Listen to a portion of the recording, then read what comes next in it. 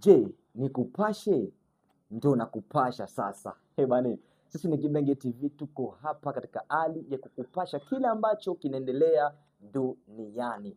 Na leo tutaangazia kati ya vita ambayo inakuwa inaendelea kwa sasa duniani kote kati ya Marekani, Iran na Israeli.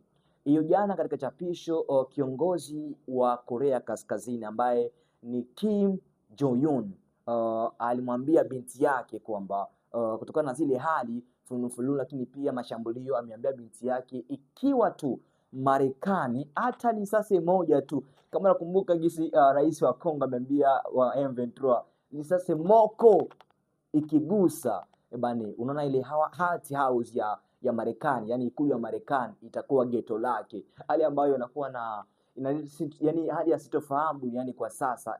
Ni kama yani wachambuzi, na kama utakumbuka hapo nyuma tena aliwahi kuambia Marekani kuwa katika zile shambulio ambazo wanafanya nchini Iran, ikiwa tu raia wake atanusunika ama atapata ama atachubuka tu na shambulio yoyote ile, atamjua ni nani. Je, unawaza huyu jamaa anakuwa anajiamini kije? Je, Korea ni kama anakuwa kutangaza katika hali ya kutangaza vita kati ya Korea Kaskazini na Kim Jong Un.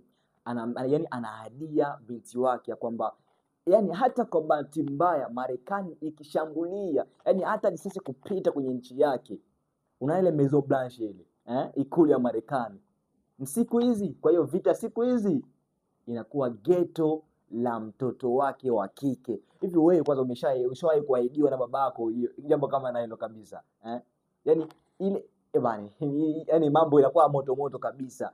Siku mbili jamani, siku mbili tu, yani hata kwa bahati mbaya sasa ikapita tu ama ikapenya ikaingia kwenye nchi yake, Maison Blanche ambayo ni White House, ikulu ya Marekani, inaenda kuwa chini ya udhibiti, inakuwa geto bani, si dharau, lakini geto ya binti yake, ingeweza si yake basi geto ya binti yake bani. Hii hali inakuwa kama haieleweki hivi. Kwa hiyo tunaenda katika hali ya vita, kwa hiyo inakuwa kushangaza vita, na kama ukiangalia vizuri kabisa ni kama vita ya tatu ya dunia inaenda kuenea.